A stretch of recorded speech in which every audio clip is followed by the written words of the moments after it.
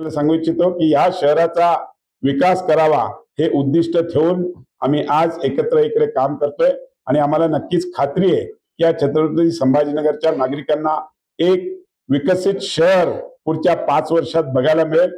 आम्ही दोन्ही पक्ष एकत्र मिळून राज्याचा विकास कसा होईल याकरता पूर्णपणे प्रयत्न करणार आहोत आणि त्यामध्ये आम्हाला मान्य राज्याचे मुख्यमंत्री देवेंद्र फडणवीस साहेब असतील, राज्याचे उपमुख्यमंत्री माननीय एकनाथ शिंदे असतील किंवा आमच्या उपमुख्यमंत्री पवारताई असतील, या सगळ्यांच्या नेतृत्वात आम्ही या शहराच्या विकासासाठी सगळेजण म्हणजे त्यामध्ये डॉक्टर कराड साहेब असतील, आमचे किशोर शितोळेजी असतील, आमचे प्रदीप जयस्वालजी असतील, संजय केनेकरजी असतील, आमचे पारकरजी असतील आणि आमचे दोन्ही महापौर उपमहापौर हे सगळे मिळून आम्ही या शहराच्या विकासासाठी पूर्णपणे सगळेजण प्रयत्न करू एवढंच या ठिकाणी बोलतो।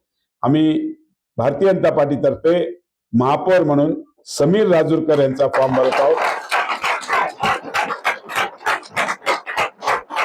समीर राजूरकर हे अनुभवी आहेत। भारतीय जनता पार्टी शिवसेना माझं बोलणं झालं की तू घोषणा देत बस।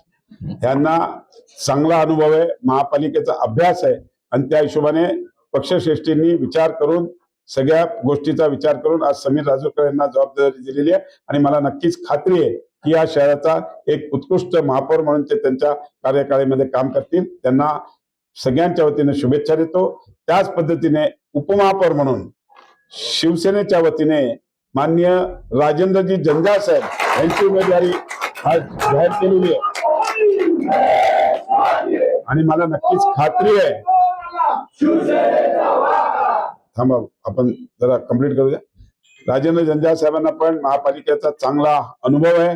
त्यांनी या अगोदरही महापालिकेमध्ये उपमहापौर म्हणून जबाबदारी पार पाडलेली आहे आणि नक्कीच मला खात्री आहे ही दोघांची जोडी चांगल्या या छत्रपती संभाजीनगरला एक विकसित छत्रपती संभाजीनगर असं करतील एवढीच मी आपल्याला ग्वाही देतो आणि या दोन्ही जणांना महापौर आणि उपमहापौरसाठी खूप खूप शुभेच्छा देतो। त्यांचा कार्यकाळ हा अतिशय उत्कृष्ट असावा हीच त्यांना शुभेच्छा।